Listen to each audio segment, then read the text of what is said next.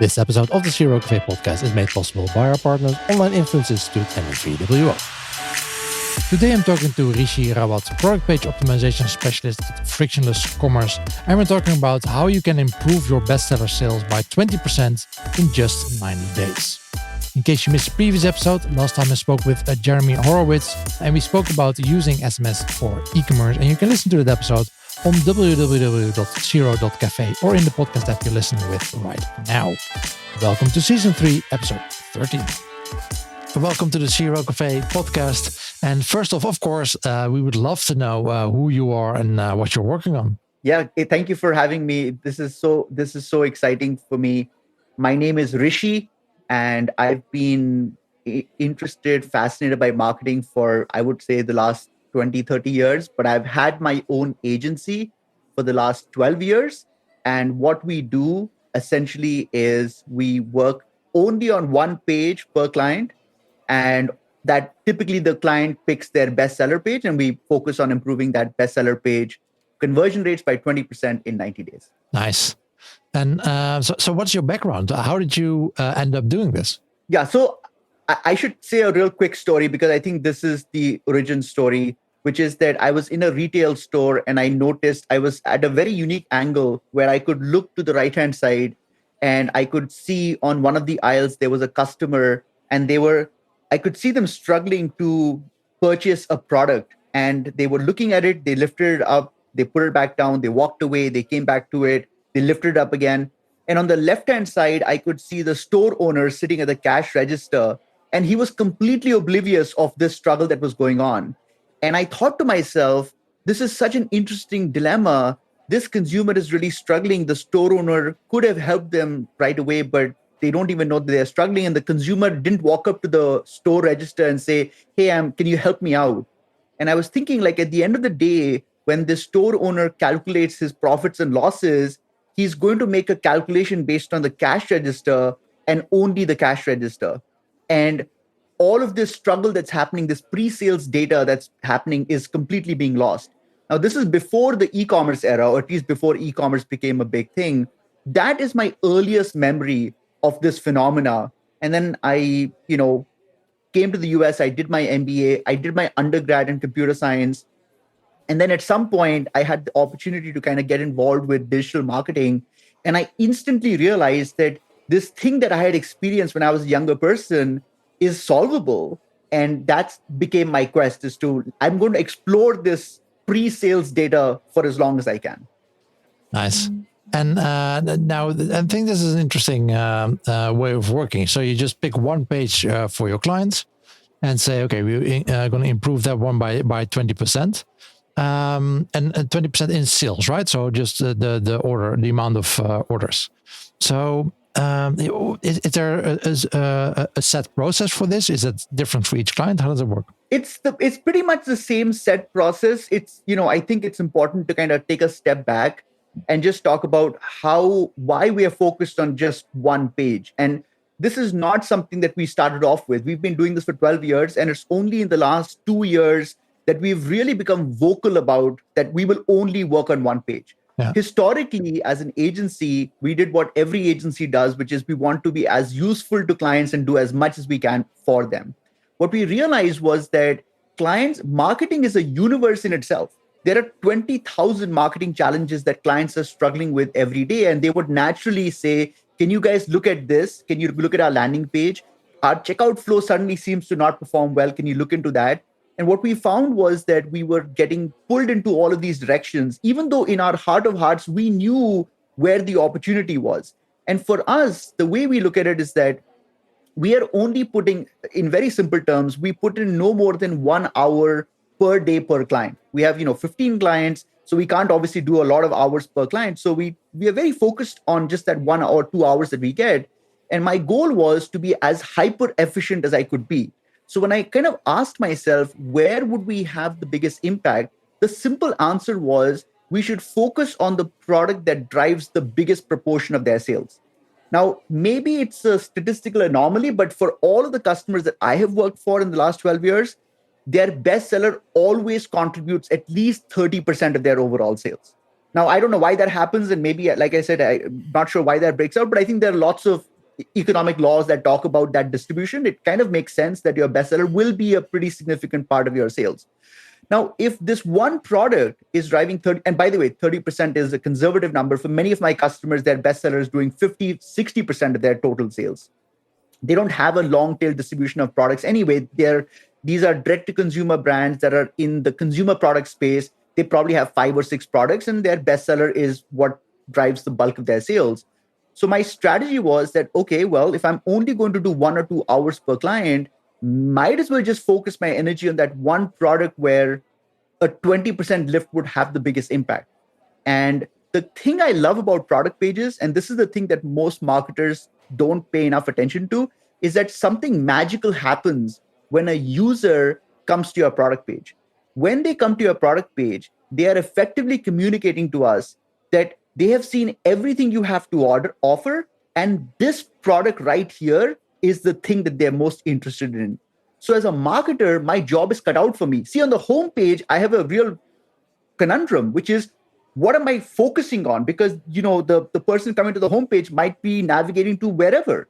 If someone's on the checkout flow also, I don't know what product they're buying. So the story I'm telling will have to adjust based on the product they're buying. But on the product page, I know exactly what their attention is on. Therefore, I can make a watertight sales pitch to close the sale and address all of their concerns.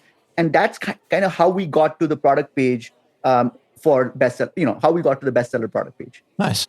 And to be clear, you're focusing on a single product, right? So you're not even looking to optimize, like say the generic product detail page or the category page or the home page.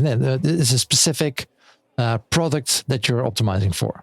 And to expand on that madness, not only do we just focus on one product page, we don't touch the design of the product page. We don't touch the organization or the layout of it. We are only working with the product description. That's it. Yeah. And it's also always a product, right? So you wouldn't necessarily focus on the basket page or the checkout. No, I would not touch that. Yeah. So, and when you say you only focus on the description, and do you focus on, or do you change like images, like product names, descriptions, those kinds of things? Or pricing? I don't touch pricing. I don't touch images. I don't add videos. I don't remove videos. I don't change the design or the layout. I just do one thing. But only the description? Only the description.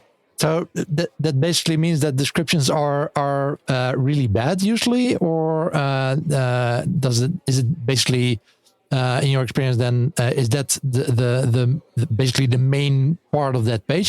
That's the description. It's the highest impact on the buyer's decision for buying this product or not. This is one of the very interesting trends that I've noticed over the last 3 or 4 years, is that product descriptions are becoming shorter and shorter. And when I talk to marketers about it, their reasoning is beautiful. They say that what they found is that buyers, especially millennials, or even consumers in general, don't like reading a lot of copy. So their wonderful thesis is that because people don't like reading copy, let's keep on reducing the copy as much as possible. This is the exact wrong conclusion to draw. When people say that they don't read copy, what they're really saying is that they don't read crappy copy. But if the copy is really good, they will read it. And the other aspect of it is that if my consumer, if I'm selling a room air purifier that costs $700 and I do a survey for my customers and my customers say, we don't like reading copy. Of course, they don't like reading copy. That does not mean that I can try to sell a $700 purifier in less than 3 sentences. I don't care what the consumer wants. I'm going to have to tell them a compelling story, irrespective of their opinion, and then let the data tell me if that's improving conversion rates or not, not their opinion. Yeah, I clearly remember doing a user research on a product where customers they commented on the description saying, okay, but this is just a generic description. It could have just been for any other product on your website. It's very generic. And we actually did an A/B test afterwards, just removing all the descriptions, all the product descriptions of from the website, and conversions actually went up. Now, to be clear, our advice was not to just remove all product descriptions from the website. Our point was the current product descriptions are not selling the product. So we need to invest much more in this to actually sell the product with our product description that we have. That is right. That's right. Yeah. So you say, okay, we take 90 days, and in 90 days, we basically increase your sales of this product by 20%. Does it mean that always after 90 days, your relationship with that client ends? Or do you move to a different product? Or how does that work? We don't move to a different product. We continue focusing on that bestseller product, but we then do another 90-day cycle with them. Okay. So that basically means that if you do that often, so after a year, you've doubled the number of orders, right? If you continue with with the 20%. So how do you go about? I find it's very fascinating. Just focusing on one aspect of the website. It also feels both limiting and liberating at the same time. So how do you go about finding out what's wrong with the product description? What you need to optimize for? Do you do user research, or how do you start figuring that out? That's a really good question. I'm going to give a very controversial response, and I'm going to get a lot of flack for this.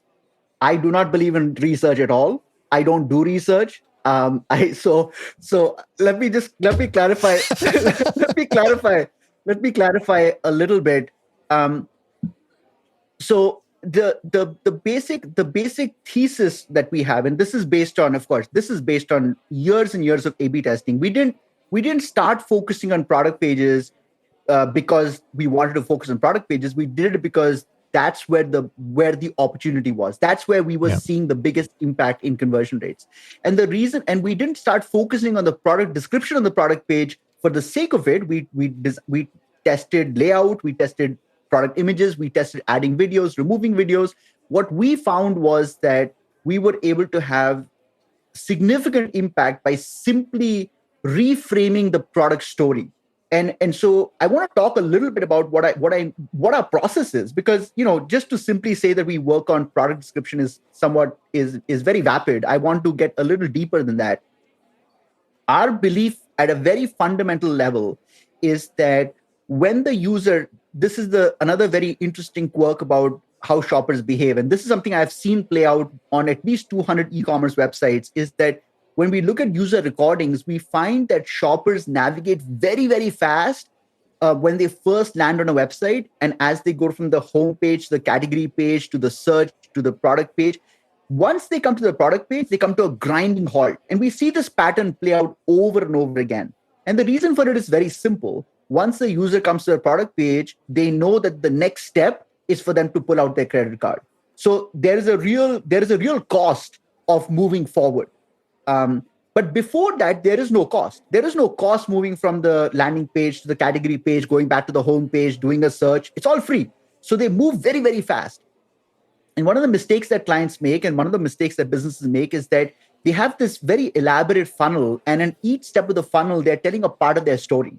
And what I find from recordings is that all of those elements are being completely ignored by buyers. So on the home page, if you have a video that says, this is why we are the greatest company in the world, only 10% or maybe even less than 10% of people will actually click the video. So 90% of people have ignored it, because when people first come to a website, they are looking for a signal and a confirmation that they have found the product that solves their needs. They don't really care about the company. They don't really care about anything else except that, do you have the goods I'm looking for? That is why going to the product page happens so rapidly. Now, the thing is that because the marketer has placed this amazing video on the home page, they don't want to repeat the video on the product page because they're like, people will think it's stupid. And my point is, and this is again a controversial idea, is that my point is that for someone who is looking to buy a very specific product on your website, your entire website is one product page.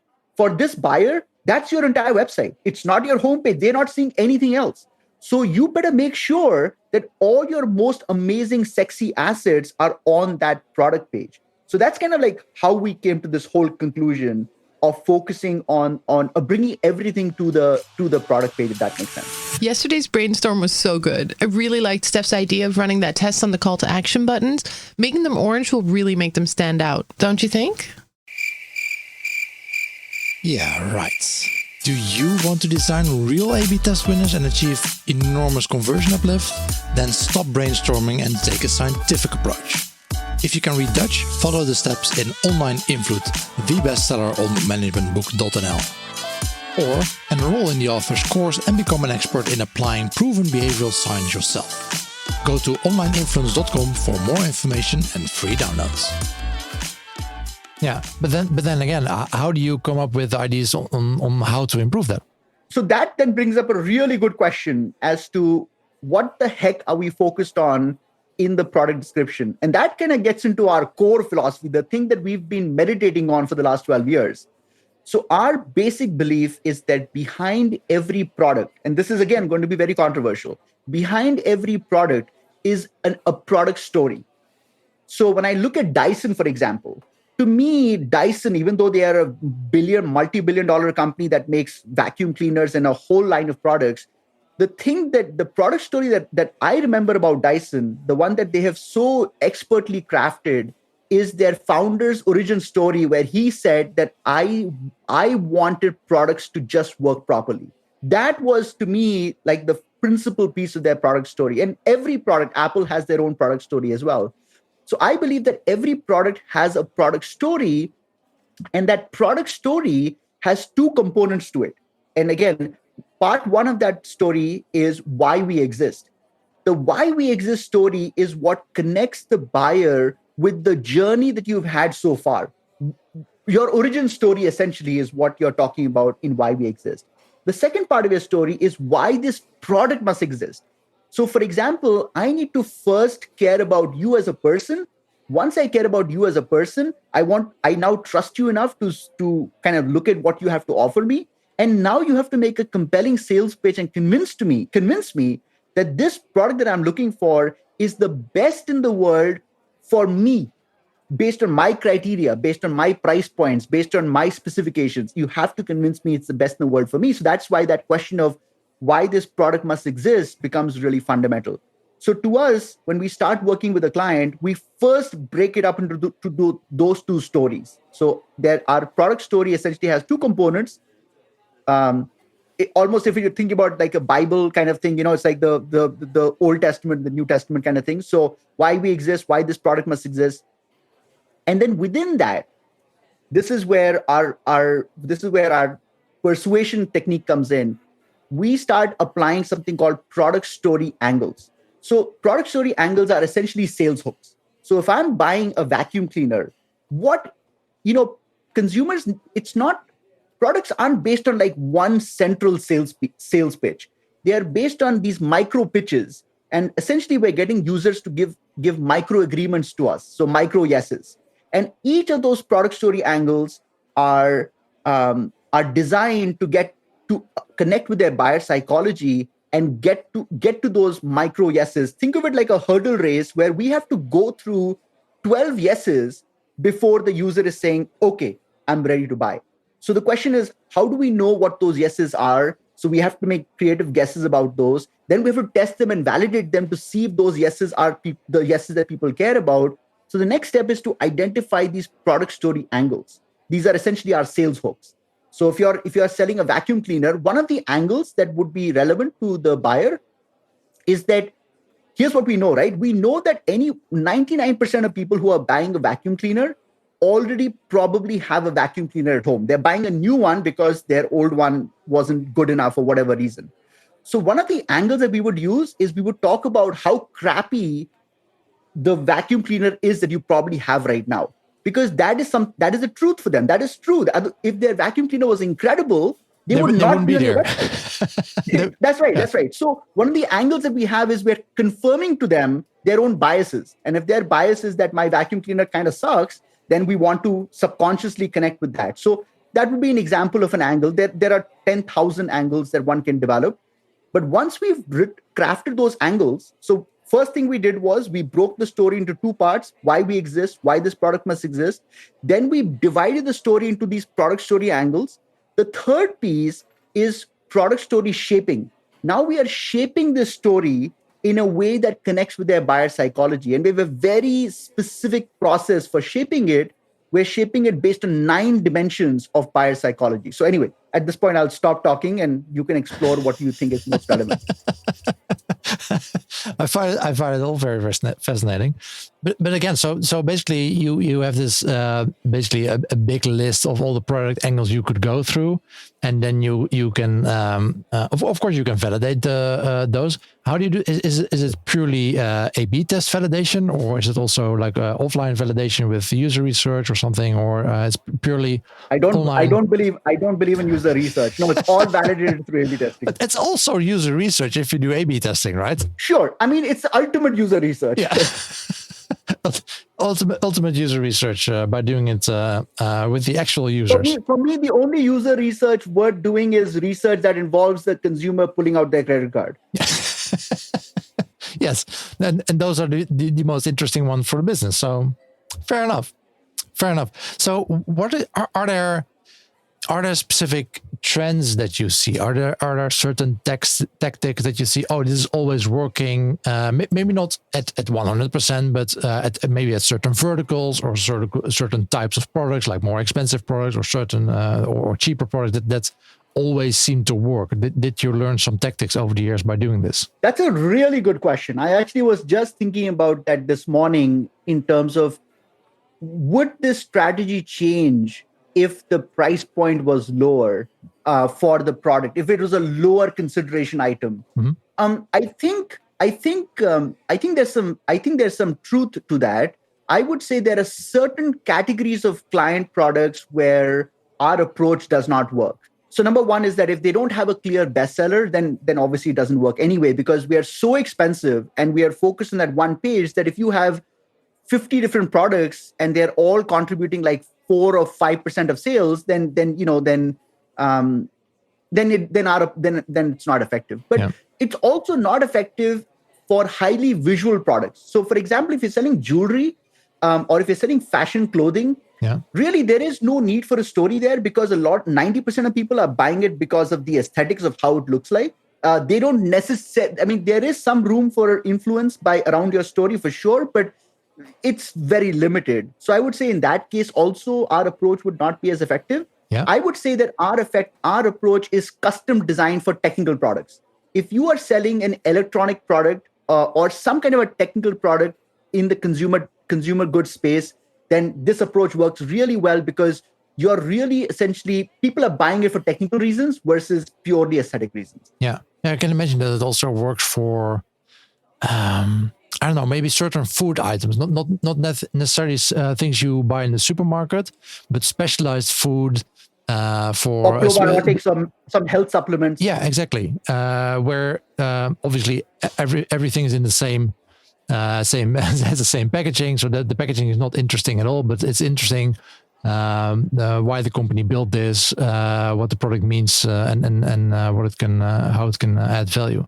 So, do you also see, are there certain trends you can spot in not necessarily the messaging itself, but the buildup of a page? I can imagine that many users, the first thing you want to know is this product relevant for me? And the next step is, okay, who's behind this? I want to know why they built this. Is this still?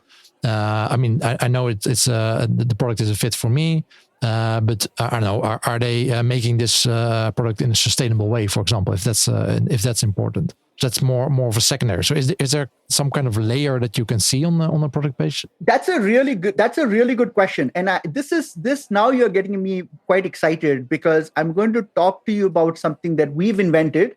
And when I say invented, I mean it's a process we've been using, and we realize that this has not been used by e-commerce retailers ever.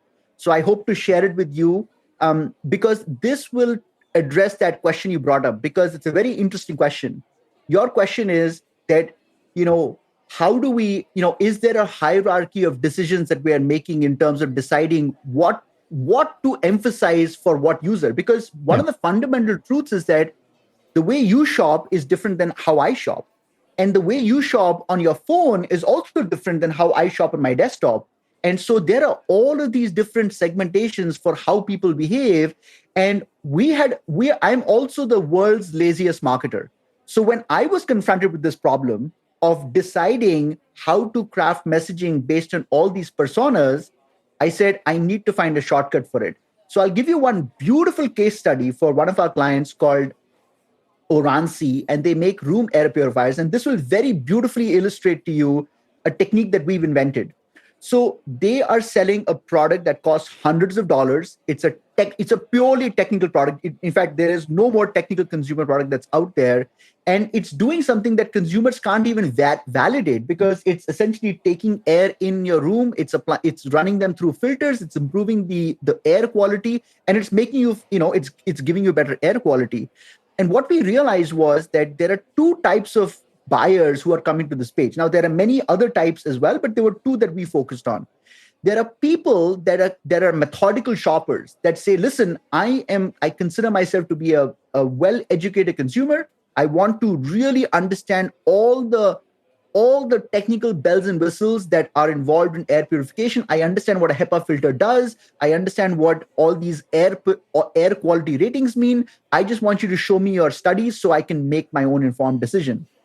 But we also noticed that there was another group of people that didn't really care about these details, but definitely wanted to know that a super expert was taking care of them. So they didn't want to just buy a product, and they didn't want to go through the headache of figuring out all those technical details, but they wanted to certainly make sure that the retailer had done all the homework for them. Yeah.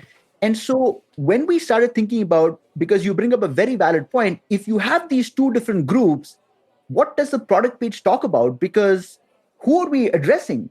And so what we did was, and this is a beautiful test. So what we did was, we had a basic, in the product description, we had a basic description for what the product is. And then below that, we asked a question: how much time do you have today? And there were two buttons, 2 minutes and I have time.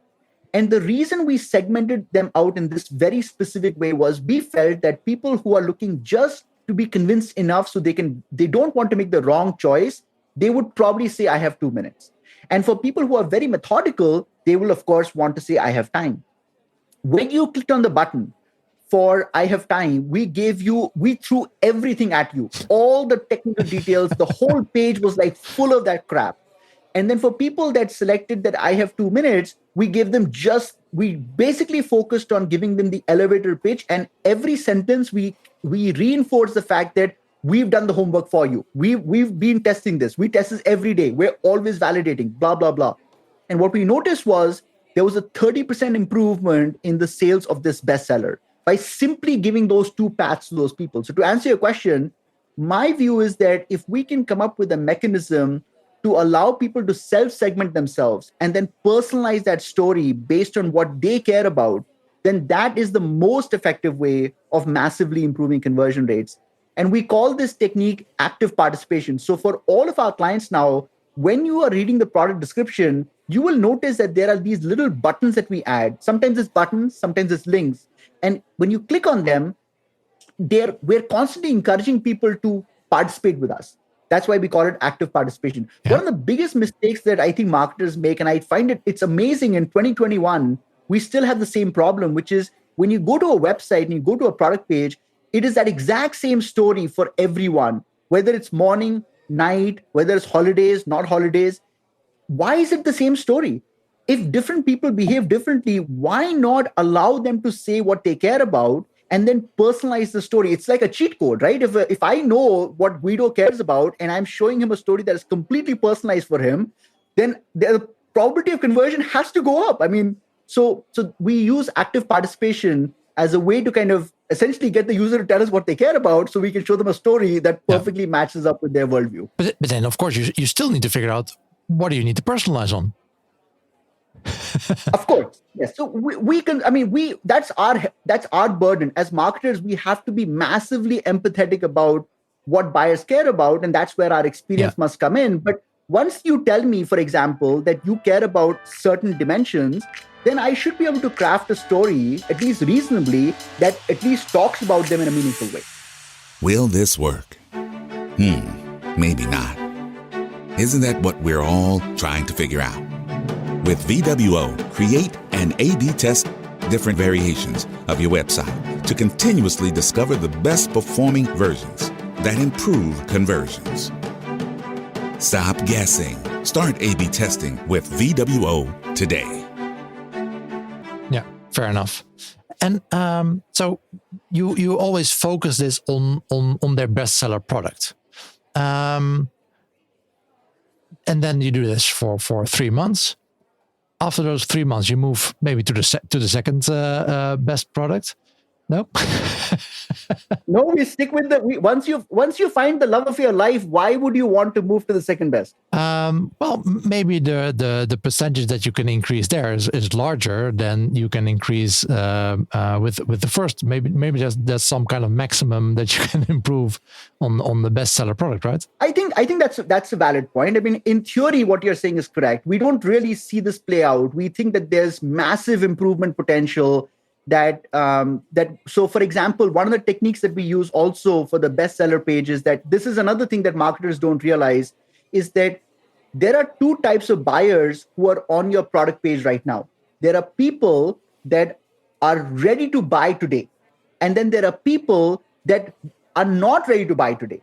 Because it's not because the story wasn't complete. It's just that when I'm doing research, for example, if I'm looking for a project management software and I go to monday.com today and I spend 20 minutes on monday.com, no matter what monday.com says, I will not buy today because I'm preparing for the future. And so this is the truth. This is true for like one of our clients, for example, sells dog wheelchairs. This is a very highly considered purchase. Nobody's just buying a dog wheelchair for the sake of it. They're doing lots and lots of research. And it's not even about the price point. It's really about them. Their dog might have a hind leg issue and they might say, hey, I need to find a solution for it. But the dog might be somewhat fine. It might take them 6 months to ultimately realize that, okay, I need to buy a wheelchair for my dog. Okay, but let's take the example of the dog wheelchair. The client knows that they need a dog wheelchair, but they're not necessarily familiar with all the different options, and they don't know yet which dog wheelchair is the best match for them. And that might be the biggest problem of that website. How would you go about doing that? Because then you would still just apply all these things to just what happens to be their bestseller, or can you apply this to all of their products? I mean, we always tell clients that anything that we've learned by optimizing your bestseller, feel free to steal them and apply them to all your product pages. But it's not something that we test for. We just focus on that one bestseller page.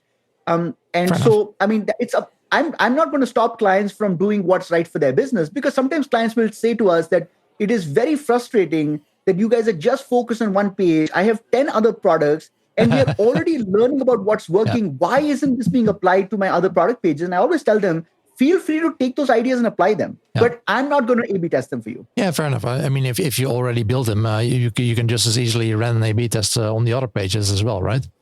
And they already own the intellectual property, so it's theirs to use. It's just not something that I'm excited about. Yeah, fair enough. You just spoke about segmentation and personalization. Is it usually limited to like roughly two groups of people, or do you often also see like 3, 4, 5 different kinds of buyers on a page? That's a beautiful question. So we segmented based on certain personality profiles. So one of the dimensions that we focus on is time dimension. So I talked about 2 minutes and have more than 2 minutes. We also focus on new to category dimension. So I'll give you an example. So for example, if we're working with a client that sells a room air purifier, we are really, if you really think about it, you see, one of the techniques that I use is I'm trying to take the sales technique that would happen in a retail store and apply it on the website. Imagine if you walked up to Best Buy and you walked up to a sales associate and you said, I'm looking to buy a room air purifier. The first question that the user would ask you is, have you ever bought one before? Are you new to room air purifiers? Because if you say that I already have a room air purifier and I'm looking to upgrade, that's a very different story than someone who says, you know what, I've never bought an air purifier. Yeah. So we ask a question about, are you new to this category? Have you ever bought this type of product before? And if someone says no, then we are telling them a slightly different story than someone who says, yes, I have. So that's another segmentation.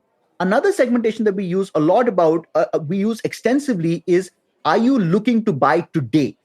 So that's a really important segmentation for us. So what we do is, if someone says no, by the way, we don't ask these questions. We don't use we don't use a tool like Hotjar to ask these questions. The way we do it is we inject that copy into the product description itself. So it's very seamless. With Hotjar, there's a little pop-up that appears that says, can we ask you some questions? That's to me, it's a very interruptive way of kind of asking people. First of all, how do you trigger it? You can't trigger it. You can trigger it when people come to the page, and you can trigger it when people are leaving the page. But I want to trigger it when the person is on paragraph number 2. How do I do that? So you can't do that. So we actually embed it in paragraph 2 itself, where we say, hey, got a quick question for you. When you click on it, we simply ask, are you, and we do it in a very subtle way, because if we ask it in a very obvious way, people will not respond appropriately. We're asking them just like, are you researching right now, or are you looking to buy? And if someone says, I'm looking to buy, then we treat them very differently than if someone says, I'm here to research. If someone says they're here to research, we know for a fact that they will not buy today. 100%. There is a 0% chance that they will buy today. Now, the risk is that once they leave the website, we are completely dependent on them to keep us in top of mind and to come back to the website after a week or two. And to me, that's a very risky proposition. They've already spent 3 minutes reading my product description. They're engaged. I'm convinced that they're engaged. So what we do is we come up with a mechanism to earn their permission to share something with them through email. So we don't do it gimmicky. We're not trying to say we'll give you a discount coupon, but we'll say something like, there are 3 really important details when it comes to buying a room air purifier that we'd like to share with you through email. And then when the person gives us permission to send us the email, we actually put them on a completely separate mailing list, because we know that these are people that were interested in the product, but were not ready to buy today. And what we do is we take that sales pitch that we had on the product page for that bestseller, and we communicate it to them through email. So essentially, we've taken the product page and we're now bringing that product page to their inbox for that one product. We don't cross-promote anything else. We don't give them discounts. We're simply reiterating that product page based on the buying cycle for the client. So if the client says that my buying cycle is 2 weeks, we spread our emails across those 2 weeks. If they say it's 3 weeks, then we change that as well. And then we have a feedback loop built in where after every email, we actually ask them this question: did this email address your questions? And if they say no, then that's a real strong signal to us that they care about this detail, but it's not answering their questions. And we will typically connect them with customer service, because we know that they're a hot lead and maybe our copywriting sucks and we need to have a human being address them. But if they say yes, then it's a reinforcement to us that our product story is working. So that's kind of our approach. Yeah, and basically you change your goals for that session, right? Instead of selling something, you change the goal to, okay, let's maybe just remove that buy now button, but give them a subscribe button instead. Right. Yeah. Nice. What would your advice be for CRO professionals that are selling their services? You've been doing this for a while now. What would your advice be to them in working with clients? I mean, I would tell them to literally do what we're doing, because what I find is that most CRO professionals are really focused. We have a love relationship with doing site-wide testing. Like anything that can be tested site-wide, we love it, because we only care about sample sizes.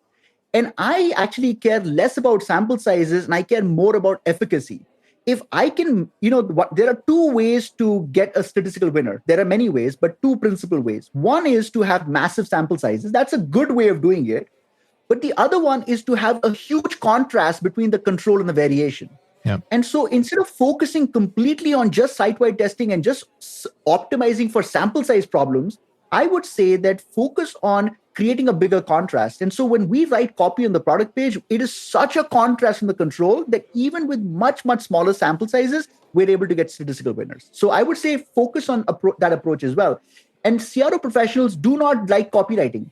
We like to change design. We like to add widgets. We like to kind of, change layout, but we don't do copywriting. And I would say focus on copywriting. Yeah.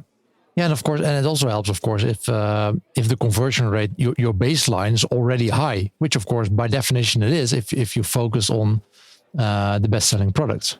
Yeah. Right. So you've been doing this for a while now. If you look at this, the upcoming year, Are there any tweaks you see in your methodology coming up? What are you working on to improve this even further?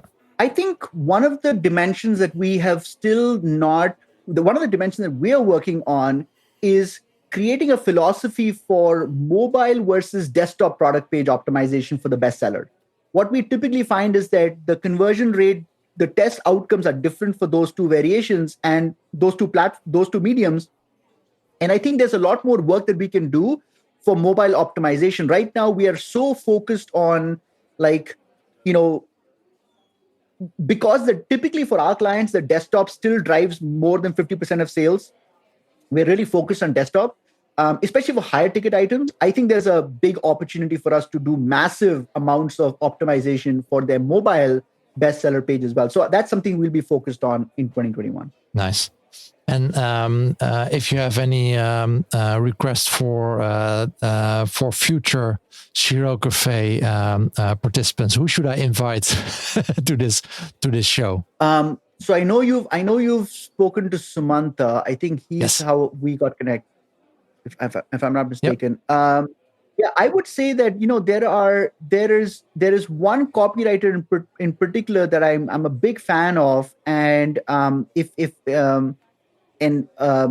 you want, I can after this call I can send you her information. You can look at her LinkedIn, and if you think that she's a good fit, she comes from a traditional copywriting world, and I really feel that the CRO world needs more copywriting influence. Because I think it's a huge opportunity that's not being used as effectively. So I can send you her name, and then if you think she's a good fit, I can make the intro. Cool. By the way, more as a side note, and something I would like to add to the show notes. Can you share a link with me from one of the products that you've optimized with these buttons or the small? I think it would be nice for our audience to click through to a page that you optimized to see what's actually happening there. Absolutely. Yeah, I can link you to the live page, or I can link you to the case study where we actually talk about the lift that we got. Both are fine. Yeah, sure. And I'll also just link to my general case studies page as well, because we have lots of case studies. Yeah, perfect. We'll add that to the showcases, to the showcase of the podcast. Perfect.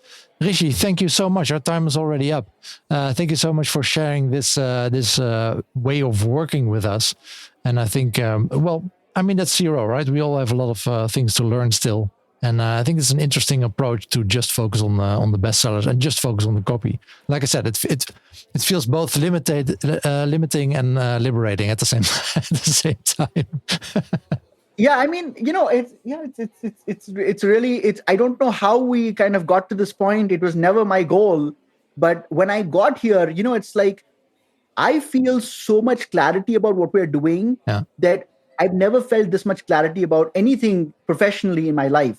So I think for me, that's how I'm kind of, I told you I don't believe in research. So I really believe in using instincts. And so for me, my instinct is telling me that this is the right approach.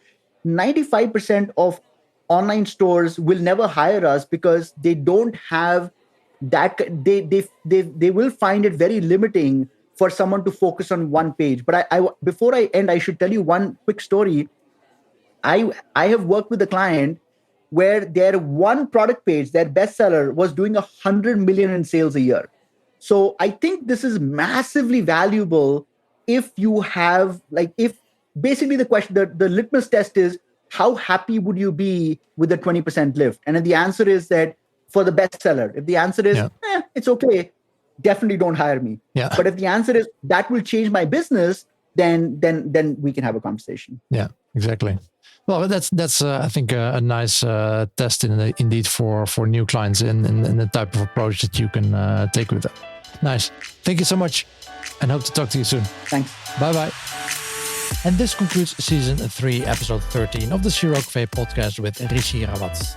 Make sure to check out the show notes on the Xero Cafe website for links to some additional information on today's topic. The next episode, I'll be talking to Eden Bidani, and we're going to talk about copywriting. Talk to you then, and always be optimizing.